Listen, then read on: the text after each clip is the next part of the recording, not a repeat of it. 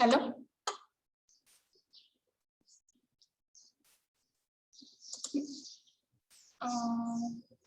Waiting रूमला कसं काय पडलाय तुम्ही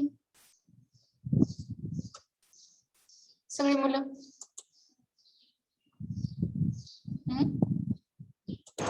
वेटिंग रूमला कसं काय पडलाय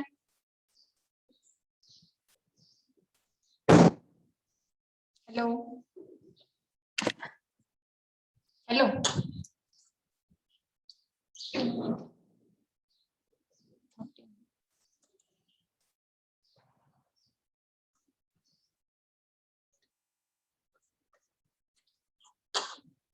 कोण मुलांमध्ये कोण जॉईन झाले आता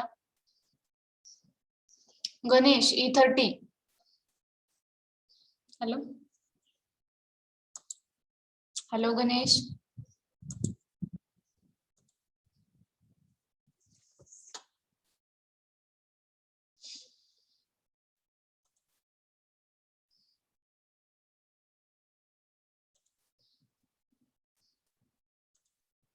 हॅलो वेटिंग रूमला कसं काय पडताय रे तुम्ही आज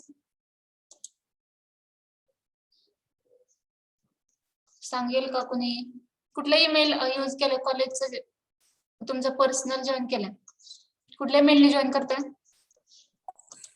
कॉलेजच्या मॅडम तरी पण सगळे वेटिंगला कसं काय पडले का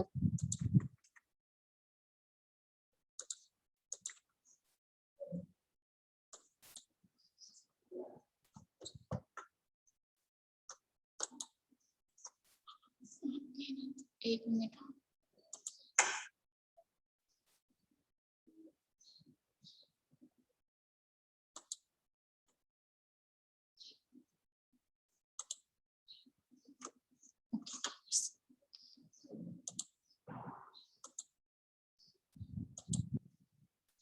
स्क्रीन दिसते सर्वांना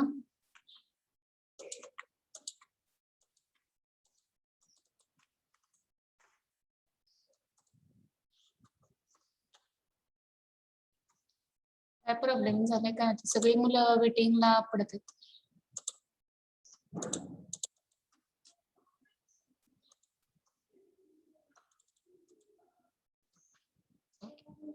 इथंच ठेवूया आपण म्हणजे सगळ्यांना ऍडमिट करते एक मिनिट मी पीपीटी ओपन करते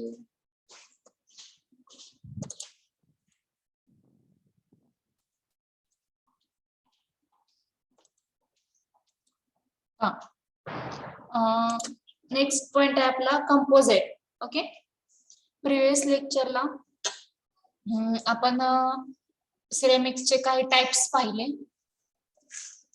त्याच्या पुढचा पॉइंट आहे तुमचा कंपोजिट स्लाइड शो टाकते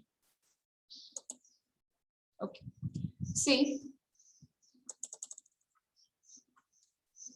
the next point is the composite composite is a what is composite see composite is a multi-phase material एक सिरेमिकचंच मटेरियल आहे हे which consists a mixture of two or more distinct material which are insoluble in each other ठीक आहे जसं आपण ceramics पाहिले की oxide आणि कार्बाइडचं मिक्सचर असतं म्हणून सांगितलं सेम तसं कंपोजिट हे सिरेमिकचाच टाइप आहे तर यामध्ये मल्टीफेज मटेरियल प्रेझेंट असतात आणि त्याचे मिक्सचर टू किंवा मोर डिस्टिंक्ट मटेरियल असू शकतं which are insoluble in each other एकमेकांमध्ये सोल्युबल होत नसतात ते इनसोल्युबल असतात पण त्याचा आपण काय घेतलेला आहे मिक्सचर घेतलेला आहे ठीक आहे त्याला आपण काय म्हणतो कंपोजिट असं म्हणतो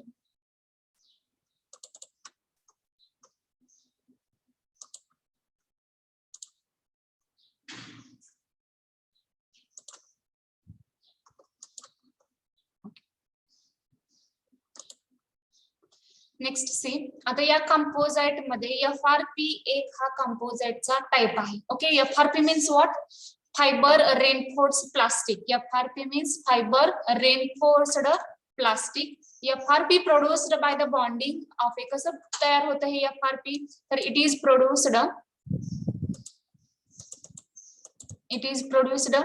by the bonding of fiber material with the resin, mixing and heating under the high pressure. आपल्याला काय करायचं, FRP तयार करायचं. कसं तयार करणार आपण एक फायबरस मटेरियल घेतलेलं आहे, त्यासोबत रेझिन घेतलेलं आहे, हे मिक्स करायचं आहे. फायबर आणि रेझिन मिक्स केल्यानंतर हीट करायचं आहे अंडर द हाय प्रेशर. मग तुमचा FRP प्रोड्यूस होतो. ठीक आहे. तर फायबर्स कोणते घेऊ शकतो आपण, तर त्यामध्ये ग्लास फायबर आहे किंवा सेमच आहे glass fibre. Okay, double type झाले. ग्लास फायबर, फायबर कोणता घेऊ शकता तुम्ही, ग्लास फायबर घेणार आहे तुम्ही. देन रेझिन कोणते घेणार आहे, रेझिन पॉलिएस्टर इपॉक्सी रेझिन किंवा silicone polyester. Okay, silicon polyester जे आहे ते वाइडली युज्ड करतो आपण because of their low cost.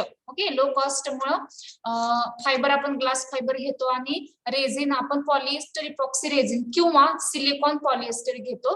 यामध्ये सिलिकॉन पॉलिएस्टर हे थोडं कॉस्ट त्याची कमी असते किंवा लो कॉस्ट आहे म्हणून हे आपण जास्त प्रमाणात यूज करतो. ओके, पहा मी परत रिपीट करते. कंपोझाइट म्हणजे एक मल्टीफेज मटेरियल आहे, त्यामध्ये दोन किंवा दोनपेक्षा जास्त कंपोनेंटचं मिक्सचर घेतो आपण.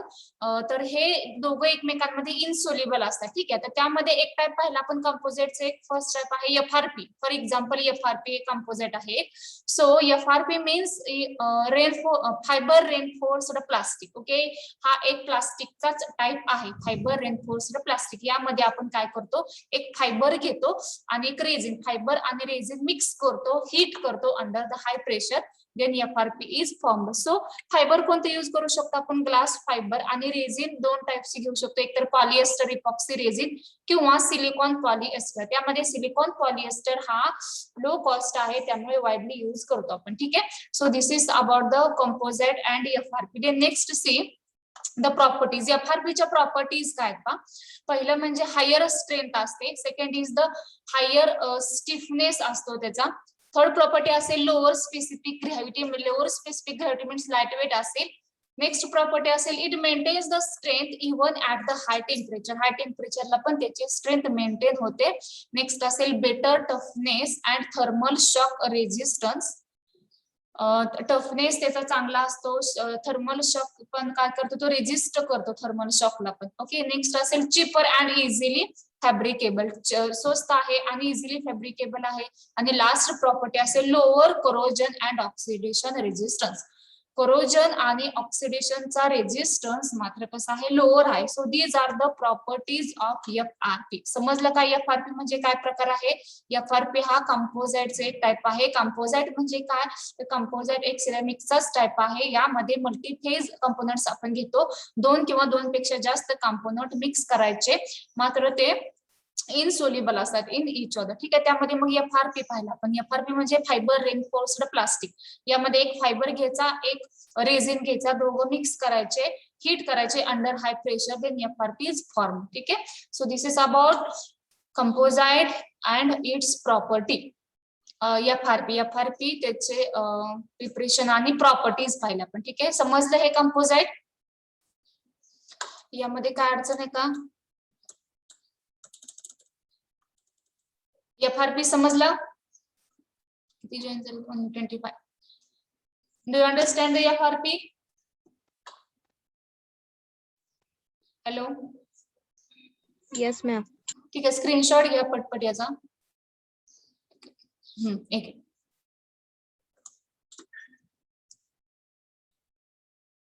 सगळे मुलं आज वेटिंगला पडत आहेत. FRP ते स्क्रीनशॉट घेतला या स्लाइडचा. मी नोट्स आणि PPT अपलोड केलेले टीचिंग डायरी मध्ये, पहा तिथं. पॉलिमरचे MCQ राहिलेत आणि याचे MCQ झालं का, घेतला स्क्रीनशॉट. पुढची स्लाइड दाखवते मी. Okay, take the screenshot of properties.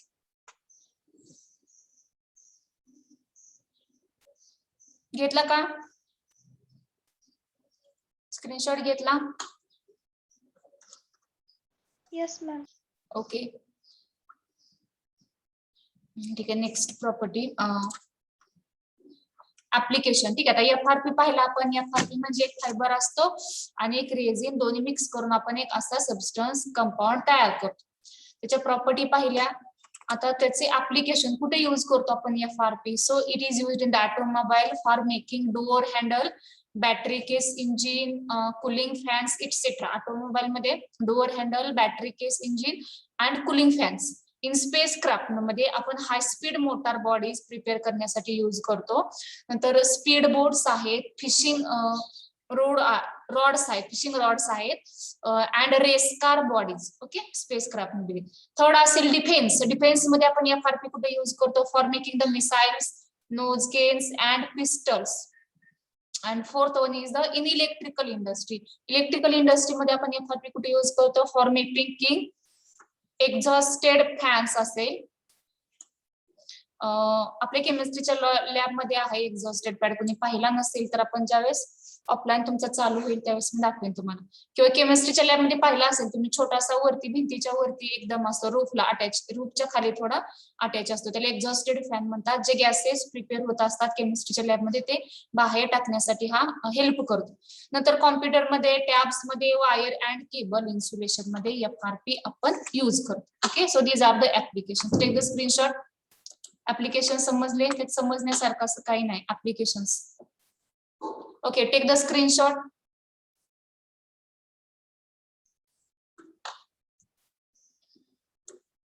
Screenshot घ्या पटपट. घेतला? ऍप्लिकेशनचा स्क्रीनशॉट घेतला का?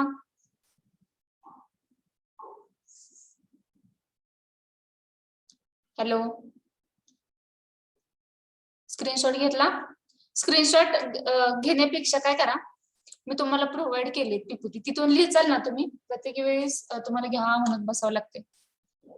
कधी नेटवर्क प्रॉब्लेम असेल तर मुलं काय बोलले ते पण मला ऐकू येत नाही, मी काय बोलले त्यांना ऐकू येते का नाही त्यांना माहिती. नोट्स प्रोव्हाइड केले टीचिंग डायरी मध्ये आणि PPT पण प्रोव्हाइड केले, तिथून तुम्ही लिहिचाल का हे सगळं? चालेल ना? नोट्स मात्र कंप्लीट करायचे हा सगळ्यांना. हॅलो, आवाज येतोय का? हॅलो प्रणाली. Yes ma'am. ठीक आहे, इथं स्क्रीनशॉट तुम्हाला घ्यायला नाही सांगितलं तर तुम्ही तिथून कंप्लीट कराल ना टीचिंग डायरी मधून? Okay ma'am. हा ठीक आहे, तिथून कंप्लीट करा. मग टीचिंग डायरी दिली. ठीक आहे, नेक्स्ट पहा. पुढचा तुमचा कंपोजिट आहे ऍडेझिव्ह. ओके, सो सॉरी, ऍडेझिव्ह हा एक अनदर पॉइंट आहे. कंपोजिट अनदर पॉइंट होतो. ठीक आहे, कंपोजिट मध्ये आपण एकच एक्झाम्पल पाहिले FRP. आता नेक्स्ट आहे, जसा सिरेमिक होता तसा तुमचा ऍडेझिव्ह आहे. ओके, सो ऍडेझिव्ह मध्ये पहा डेफिनेशन. ऍडेझिव्ह कशाला म्हणायचं पहा त्याचे definition. See, any substance capable of holding material together by surface attachment, okay, is known as adhesives. त्याला आपण काय म्हणतो? adhesive म्हणतो. असा सबस्टन्स की तो कॅपेबल असतो of holding material together by the surface attachment. हिंदीमध्ये सांगते, साकीब जॉईन झाले. पहा, एक सबस्टन्स है which is capable for holding the material together by surface attachment. Surface K through जो अटैच होने के लिए हेल्प करेगा उसे हम एडेजिव्स कहते हैं. ओके, एडेजिव किसे कहते हैं? हम जो अटैच होता है इजीली उसे एडेजिव कहते हैं. सो एडेजिव में एग्जांपल है आपके पास epoxy resin. Okay, epoxy resin, these resins obtain by the condensation of bisphenol. तो इपॉक्सी रेजिन हम कैसे फॉर्म करेंगे? It is obtained by the condensation of bisphenol and epichlorohydrin. Okay, epichlorohydrin आणि तुमचा बिस्फेनॉल, इन दोनों के बीच में कंडेंसेशन रिएक्शन होगी and in presence of a alkaline catalyst. Okay, basic catalyst में अल्कलाइन कैटलिस्ट में रिएक्शन फॉरवर्ड होगी, कंडेंसेशन की रिएक्शन है. So you can form easily epoxy resin. Okay, see the reactions giving the below.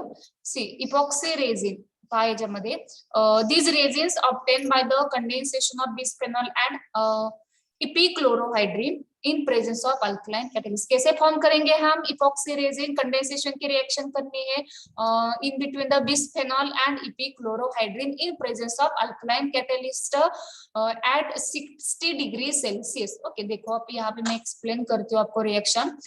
Bisphenol का structure है, in this structure there are 2 phenol ring, aromatic rings are present with these 2 phenol rings bonded with these carbon atoms having another 2 methyl group. Okay, and last में इस phenol को left hand side में एक OH है, hydroxyl group है, end यहाँ पे right में भी एक हाइड्रोक्सिल ग्रुप है। So this structure, is structure को हम बिस्फेनॉल कहते हैं। ओके, बिस्फेनॉल के साथ आपके पास है इपीक्लोरोहाइड्रिन। ओके, अब इपीक्लोरोहाइड्रिन क्या होता है? देखो, क्लोरो मीन्स यहाँ पे क्लोरीन है, इपी मीन्स यहाँ पे इपी किसे कहते हैं हम?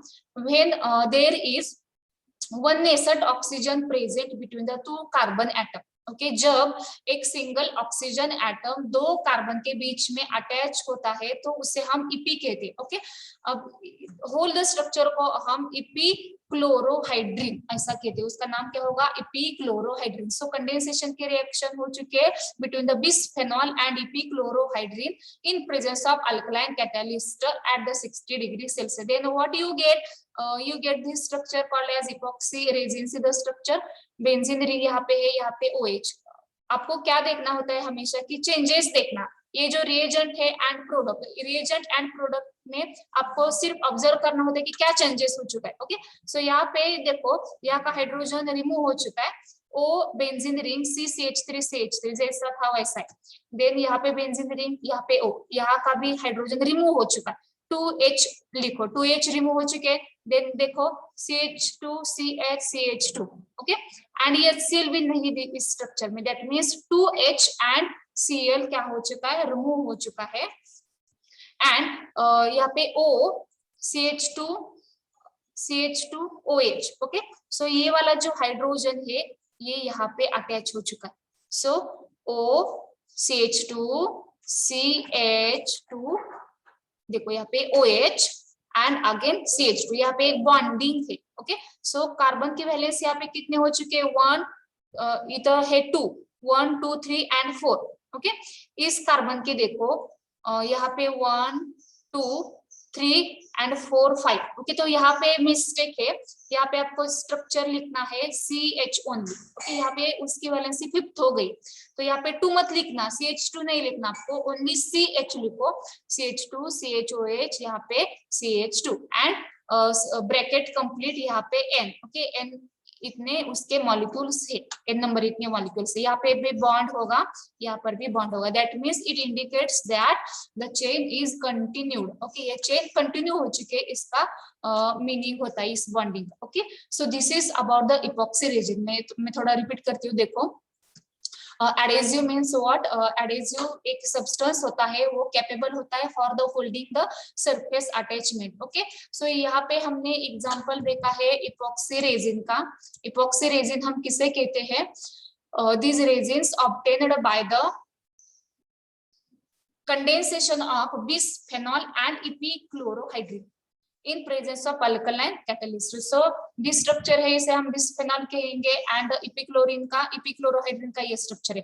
तो दोनों के बीच में एक कंडेंसेशन रिएक्शन हो चुके हैं in the presence of alkaline catalyst end eight the 60 degree Celsius. तो चेंजेस देखना, हमेशा क्या देखना? ऑब्जर्व करना चेंजेस। तो यहाँ पे हाइड्रोजन रिमूव हो चुका है, यहाँ का भी हाइड्रोजन रिमूव हो चुका है, बट यहाँ का हाइड्रोजन जो है वो ये ऑक्सीजन लेता है, क्योंकि oxygen is negatively charge, hydrogen is positively charge, so bonding created between this hydrogen end this oxygen. Okay, तो यहाँ पे आपको ओनली CH लिखना है, क्योंकि यहाँ पे वैलेंसी उसकी 5th हो जाती है। 5 valency is not available in the carbon, only 4 valency is available. So 1 2 एक कार्बन का यहाँ पे कार्बन एंड हाइड्रोजन में एक बॉन्ड प्रेजेंट होता है, सो यहाँ पे 3 होगी end this one is the 4th, so 4 valency होगी। यहाँ पे CH2 आप लिखोगे तो उसकी वैलेंसी 5th हो जाती है। ओके, तो यहाँ पे ओनली CH लिखना। So this is about the epoxy resin. Okay, समझ लगा epoxy resin? Do you understand? Do you understand it clearly? समझ लेगा? Hello? Yes, ma'am. Okay, ठीक है। Next, see.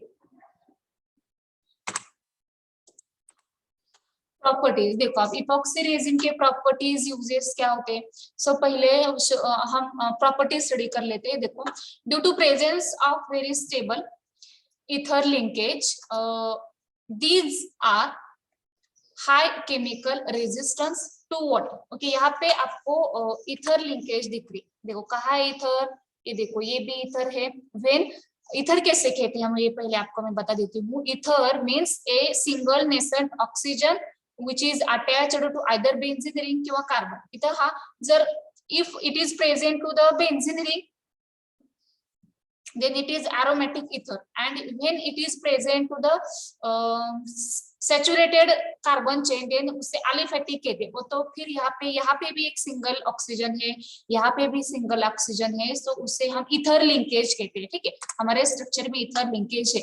तो देखो प्रॉपर्टी में हमने बताया था कि due to the presence of very stable ether linkage जो है वो वेरी स्टेबल होता है। Due to this ether linkage these are high chemical resistance to water। Okay, उसका जो रेजिस्टेंस होता है to the water and various solvents like acids असेल त्यासाठी त्यांचा जो केमिकल रेजिस्टन्स आहे तो कसा आहे, हाय। ओके, कशामुळे आहे हाय, तर due to the very stable ether linkage. Okay, this is the first property. Next is the second property, due to presence of reactive epoxide and hydroxide group. Second property बघा, हे पुढे काय,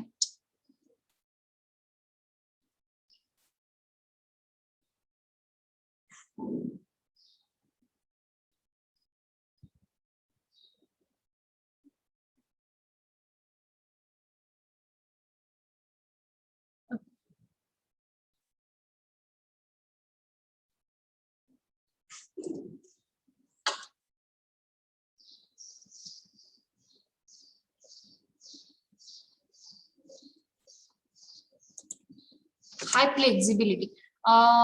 second property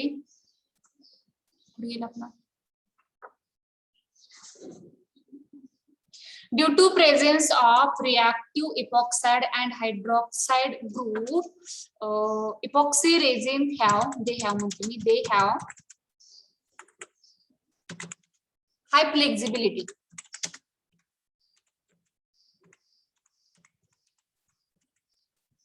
They have high flexibility। Okay, second property part, due to presence of reactive epoxide and hydroxide group they have very high flexibility। Okay, next property, due to presence of cross linkage epoxy resin are highly tough and heat resistance। देखो cross linkage जो है वो stable है, उसकी वजह से जो resin होता है वो हाईली टफ होता है एंड हीट रेजिस्टेंट होता है। Okay, next property, due to polar nature of molecule produces excellent adhesives. Polar nature है यहाँ पे, सो मॉलिक्यूल के पास क्या होता है, it produces excellent adhesiveness. Okay, excellent adhesiveness. Uses देखो आप, यूजेस क्या है, they stick to number of surface. Adhesive में हम इपॉक्सी रेजिन स्टडी कर रहे हैं, सो यहाँ पे एडेजिव होगा मतलब वो स्टिक होगा सरफेस के ऊपर। Okay, so they stick number of surface including, यामध्ये कोणकोणते असू शकतात, metals, glass, paper, leathers et cetera. So first use होगा कि वो स्टिक हो जाते। सेकेंड यूज होगा आपका they useful for the dress designing on cotton and silk. जे डिझायनर ड्रेस असतात, ओके, डिझायनर ड्रेस साठी ड्रेस डिझायनिंग साठी यूज केलं जातं हे material epoxy resin. Third use असेल, they are used as a laminating and casting material for the electrical equipment. काही electrical equipment जे वॉटरप्रूफ असतात त्याचं लॅमिनेशन करावं लागतं, त्यासाठी आपण हे इपॉक्सी रेजिन यूज करू शकतो। इन इलेक्ट्रॉनिक्स काय यूज असेल, in electronics they are useful for photodiodes, light emitting wallpapers असेल means LED and data storage। Okay, electronics मध्ये कुठे यूज केलं, फोटोडायोड, लाइट इमिटिंग वॉलपेपर्स आणि डाटा स्टोरेज। नेक्स्ट असेल fifth, photovoltaic cell. Photovoltaic cell मध्ये the conducting polymers can be used in photovoltaic cell. Next असेल in telecommunication system. Okay, telecommunication system मध्ये पण आपण इपॉक्सी रेझिन यूज करतो. नंतर in molecular wire असेल किंवा इन मॉलिक्युलर स्विचेस असतील. नेक्स्ट आहे तुमचा in electromagnetic screening material. So these are the uses and properties of epoxy resin. मी प्रॉपर्टी पासून थोडं रिपीट करते, रिवाइज कर. ठीक है, पहा इपॉक्सी रेजिन के प्रॉपर्टीज क्या है. पहले तो हम उसे उसका जो इथर लिंकेज हो वेरी स्ट्रांग होता है, उसके वजह से हम chemical resistance and water resist के लिए यूज करते हैं. सेकेंड होगा आपका प्रेजेंस ऑफ रिएक्टिव इपॉक्साइड की ग्रुप के वजह से उसको हाई फ्लेक्सिबिलिटी अचीव होती है. ओके, नेक्स्ट प्रॉपर्टी हो गया आपकी due to the presence of cross linkage epoxy resins are very highly tough and heat resistance. Okay, next property due to the polar nature of molecule it produces the excellent adhesiveness. And uses इसमें first देखो क्या adhesive है, इसका मतलब वो stick होगा. It sticks to the number of surfaces including metals, glass, papers and leathers etcetera. Again हम उसे कहाँ पे यूज कर सकते हैं. It is useful for the dress designing on cotton end silk. Cotton silk material की ड्रेस डिजाइनिंग में हेल्प होती है. नेक्स्ट होगा आपका दे are used as A laminating end casting material for the electrical equipment. Next uses है आपका in electronic में कहा यूज करते हैं हम फोटो डायोड्स में, लाइट इमिटिंग वॉलपेपर से, एलईडी है आपका, फोटो डाटा स्टोरेज है. देन नेक्स्ट होगा फोटोवोल्टाइक सेल. यहाँ पे हम उसका यूज फोटोवोल्टाइक सेल में करेंगे. टेलीकम्युनिकेशन में यूज करते हैं हम in molecular wire and molecular switches होगा. And last means the electromagnetic screening material. So these are the uses and properties of epoxy resin. Okay, do you understand it? Do you understand? Yes or no? Yes, ma'am. Okay. Then next is the glass. Okay, यहाँ पे आपका ceramic खत्म होता है तो अब glass देखो. So glass क्या होता है?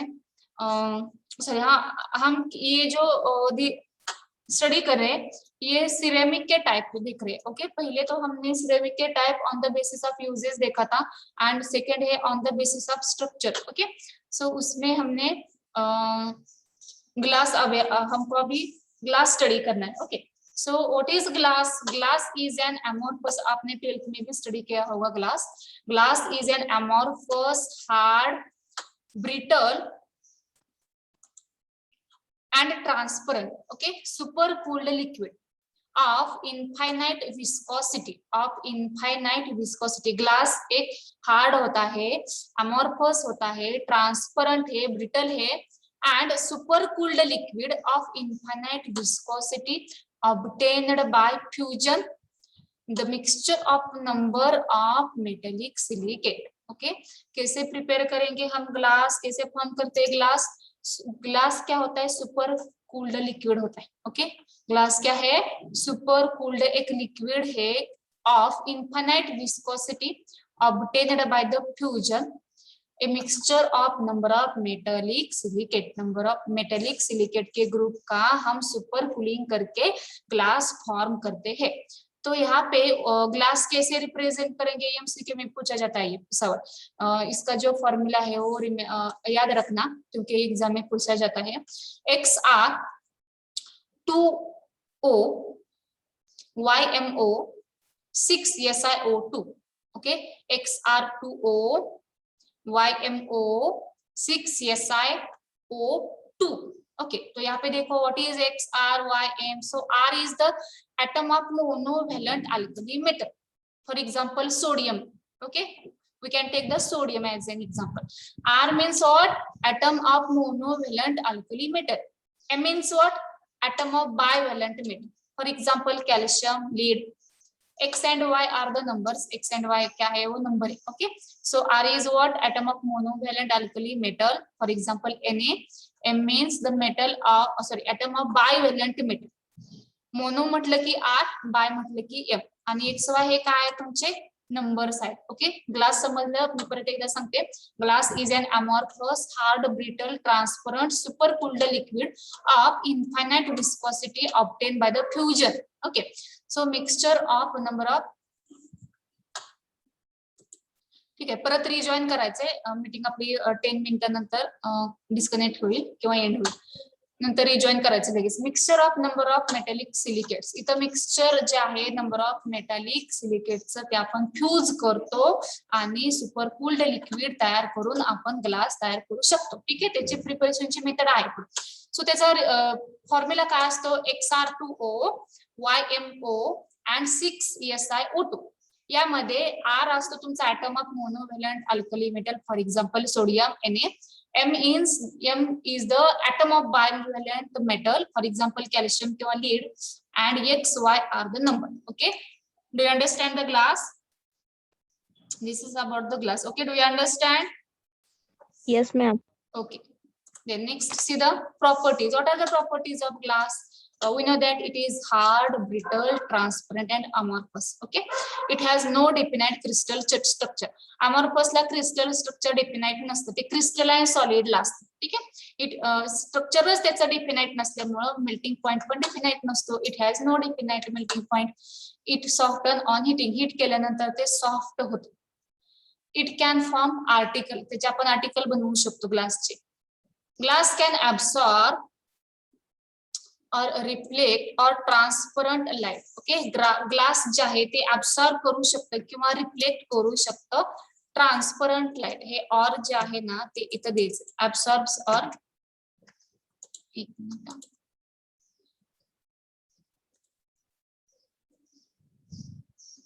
इथं ऍब्सॉर्ब करू शकतं किंवा रिफ्लेक्ट करू शकतं. इथं नकोय और.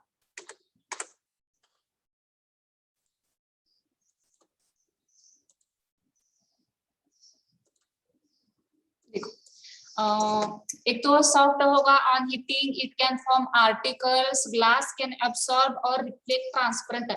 जो ट्रांसपेरेंट लाइट होती है उसे ग्लास एक तो एब्सॉर्ब कर लेता है या फिर रिफ्लेक्ट करता है. Glass is good conductor, sorry good electrical insulator. Good electrical insulator means वो इलेक्ट्रिसिटी कैरी नहीं करेगा. Okay, next, not affected by air water but acid chemical reagent. उसमें HF जो है, HF हाइड्रोजन फ्लोराइड, वो ग्लास के ऊपर अटैक कर सकता है. Okay, not affected by air water acid chemical reagent but only exceptional case is the HF and it is affected by the acid. Glass के ऊपर acid का affect हो जाता है या फिर अटैक होता है. So these are the properties. देखो पहले मैं थोड़ा रिपीट कर लेती हूँ. हार्ड होता है, ब्रिटल है, ट्रांसपेरेंट है, अमॉर्फस है. Okay, it has no definite crystal structure, therefore having no definite melting point. It soften on heating, it can form article, glass can absorb or reflect the transparent light. Glass is good electrical insulator means जब हम electric equipment में use करें तो उसका plastic के जैसे insulator म्हणून तो act होतो, मीन्स त्याचा शॉक बसत नाही. Okay, it is not affected by air water acid chemical reagent. उसमें सिर्फ एक्सेप्शन होगा HF and it is attacked by the acids. Okay, so these are properties of glass. Okay, do you understand? समजलं? Yes, ma'am. ठीक आहे, पुढे जाऊया आपण.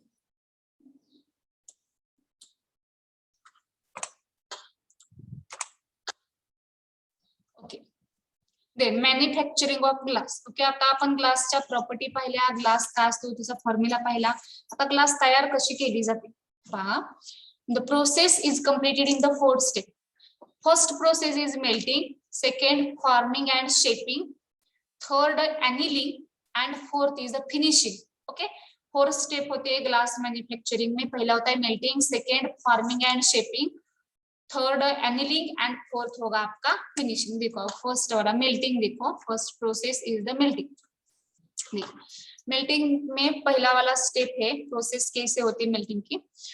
Required raw material, हमें रॉ मटेरियल लेना है, plus broken glasses mixed. Okay, raw material लिया हमने पहले तो, प्लस उसमें हमने क्या किया है, ब्रोकन ग्लास लिया है. ओके, ब्रोकन ग्लासेस मिक्स करना है रॉ मटेरियल में. देन उसके बाद जो स्टेप आएगी वो होगी mixture is finely powdered called batch. Okay, mixture जो है उसका फाइन पाउडर बनाना है हमें, उसे हम बैच कहेंगे। Then mixture is taken in fire clay pot, mixture के पाउडर बना लिए हमने, फिर हम फायर क्ले पॉट में, एक क्ले का पॉट होगा म्हणजे मातीचं भांड असेल, त्यामध्ये आपण हे मिक्सचरची पावडर घेतली. Okay, mixture is taken in fire clay pot of tank furnace. Okay, furnace जो आपण म्हटले होतं सिरॅमिकचे फर्नेस वगैरे म्हणजे मातीचं बनवू शकतो आपण, त्यामध्ये आपण हे मिक्सचर घेतलं. ओके, नेक्स्ट प्रॉपर्टी हो गया आपके mixture is heated using air and producer gas. देखो मिक्सचर को हीट कैसे करेंगे हम, air with the help of air and producer gas की help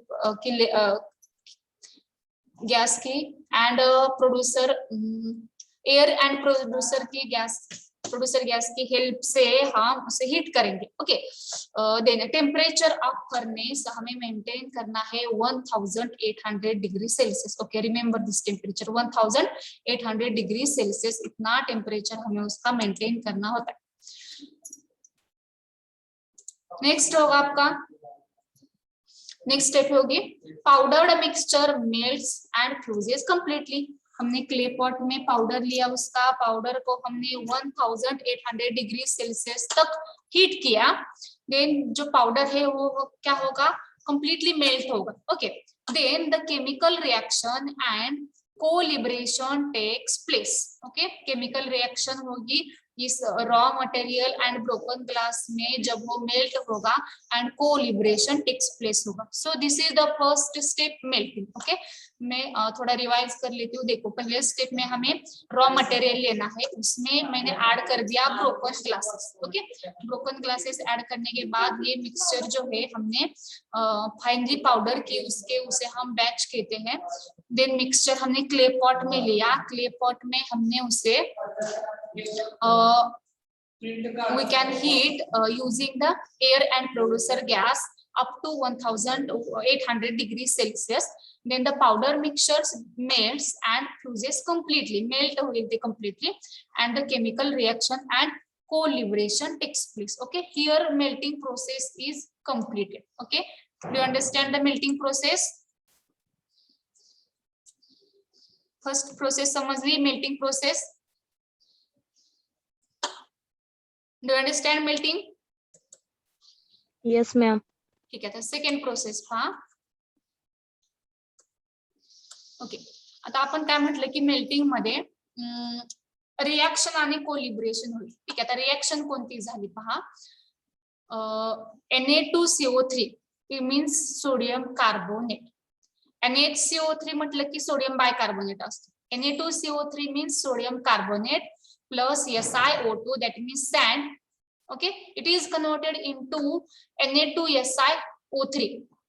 Na2SiO3 called as water glass. त्याला आपण काय म्हणतो, वॉटर ग्लास असं म्हणायचं. कुणाला Na2SiO3 उसे हम क्या कहते हैं, वॉटर ग्लास कहते. Plus CO2 carbon dioxide gas बाहेर पडेल, म्हणजे आपण म्हटलं होतं की कोलिब्रेशन होते. ओके, कार्बन डायऑक्साइड हा लिबरेट होतो, इव्हॉल्व्ड होतो. Then water glass is soluble in water. So CaCO3 plus SiO2 it is converted into CaSiO3 plus CO2. दोन रिएक्शन होतात इथं, एक तर Na2CO3 plus SiO2, second reaction असेल तुमची CaCO3 plus SiO2. Okay, Na2SiO3 हा एक कंपाऊंड तयार होतो, सेकंड कंपाऊंड तयार होतो. Na2SiO3 हा वॉटर ग्लास म्हटलं जातं कारण तो वॉटर सोल्युबल असतो. CaSiO3 हा वॉटर इनसोल्युबल असतो. सेकंड कंपाऊंड तयार होतो, CaSiO3 हा वॉटर इनसोल्युबल असतो. दोन्ही रिएक्शन मध्ये कार्बन डायऑक्साइड गॅस इव्हॉल्व होतो. ओके, बट CaSiO3 जरी वॉटर इनसोल्युबल असला तरी तो ऍसिड मध्ये सोल्युबल होतो. सो दिस रिएक्शन किंवा these two reactions takes place in the melting process. Okay, do you understand these reactions? Do you understand reactions? Hello, समजले का रिएक्शन? हॅलो, रिएक्शन समजल्या? अरे समजले का रिएक्शन? समजलं नसेल तर सांगा, मी परत सांगते. ठीक आहे, समजलं ना नक्की? रिपीट करा ना. हो, ओके.